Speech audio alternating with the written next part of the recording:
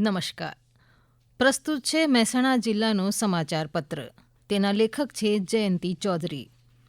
મહેસાણા જિલ્લામાં છેલ્લા કેટલાય સમયથી હવામાન વિભાગની આગાહીને પગલે ક્યાંક ભારે તો ક્યાંક ધીમી ધારે મેઘમહેર થતાં ધરતીપુત્રોમાં આનંદની લાગણી છવાઈ છે. જિલ્લામાં કેટલેક સ્થળે વરસાદને કારણે ખેતરોમાં પાણી ભરાતા ખેતીના પાકોને નુકસાન પહોંચ્યું હતું, તેમજ નીચાણવાળા વિસ્તારો, નાળાઓમાં તેમજ જાહેર માર્ગો પર પાણી ભરાવાથી રસ્તાઓ તૂટતા વાહન વ્યવહાર ખોરવાયો હોવાની ઘટનાઓ બની હતી. જિલ્લામાં હાલ ધામધૂમપૂર્વક ગણેશ મહોત્સવ ઉજવાતા દરેક શહેર તેમજ ગામડાઓમાં ગણપતિ બાપાની મૂર્તિની સ્થાપના કરાઈ છે, જેને લીધે શેરીએ શેરીએ ગણપતિ બાપા મોર્યાના નાદથી જિલ્લાભરમાં ભક્તિમય માહોલ જામ્યો છે. બીજી બાજુ અંબાજી ભાદરવી પૂનમના મેળાને લઈને તૈયારીઓ શરૂ કરાઈ છે. 12મી સપ્ટેમ્બરથી અંબાજી ખાતે ભાદરવી પૂનમના મેળાનો પ્રારંભ થશે. મહેસાણા જિલ્લામાંથી પણ મોટી સંખ્યામાં પદયાત્રીઓ અને પગપાળા સંઘો પસાર થઈને અંબાજી જતા હોય છે, ત્યારે તેમની સેવા માટે ઊભા કરાતા સેવા કેમ્પોના સંચાલકોએ તૈયારીઓ આરંભી છે.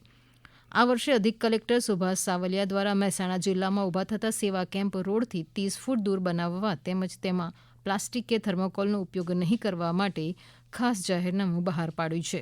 જિલ્લામાં કુલ 497 રજીસ્ટર ના થયા હોય તેવા અન્ય 250 જેટલા સંઘો અંબાજી મેળામાં હાજરી આપશે.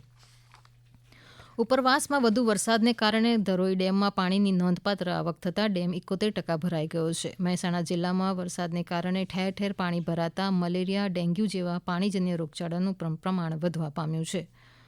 મહેસાણા જિલ્લામાં પ્રથમ વખત મોબાઈલ એપથી સપ્ટેમ્બરથી 31 ડિસેમ્બર એમ 4 મહિના સુધી પશુઓની પ્રજાતિ પ્રમાણે ગણતરી કરાશે.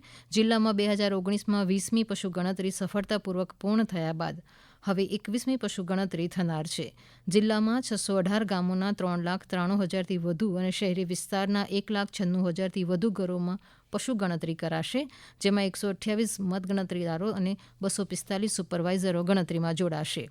ગાય, ભેંસ, ઘોડા અને ઘેટાં, બકરા સહિતના પ્રાણીઓને પશુ ચિકિત્સકો દ્વારા રસીકરણ કરવામાં આવે છે, પરંતુ મહેસાણા તાલુકાના લાગધણત ખાતે એક સાથે 96 જેટલા ઊંટોને ખસ તેમજ ઝેરબાઝ વિરોધી રસી આપવામાં આવી હતી.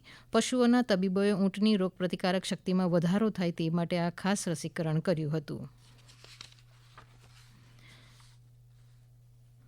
જિલ્લાના ખેરાલુ તાલુકાના ડભાણ જૂથના 9 ગામોમાં પ્રધાનમંત્રી કૃષિ સિંચાઈ યોજના હેઠળ 94 જેટલી વિવિધ સ્વરોજગાર કીટોનું વિતરણ કરાયું હતું. પરંપરાગત વ્યવસાયમાં આર્થિક રીતે પગભર કરવા માટે લાઇવલીહુડ યોજના હેઠળ જમીન વિહોણા લોકોને ₹17,62,000ના ખર્ચે 94 કીટ પણ અપાઈ હતી.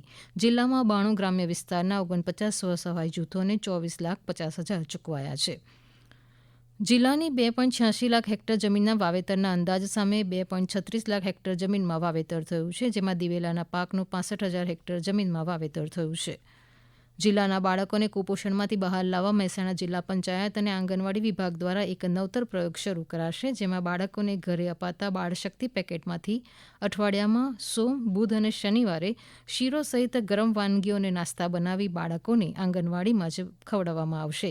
ત્યારબાદ બાળકોનું વજન પણ કરાશે. આ પ્રયોગથી હવે બાળશક્તિ પેકેટનો દુરુપયોગ થતો અટકશે, તેમજ જિલ્લામાં કુપોષિત બાળકોની સંખ્યામાં ઘટાડો થવાની શક્યતા પણ જિલ્લા વહીવટીતંત્રએ વ્યક્ત કરી છે. હમણાં જ આપ મહેસાણા જિલ્લાનો સમાચાર પત્ર સાંભળી રહ્યા હતા. તેના લેખક હતા જયંતિ ચૌધરી. પ્રસારણ આકાશવાણીના અમદાવાદ વડોદરા કેન્દ્ર પરથી કરવામાં આવ્યું. નમસ્કાર.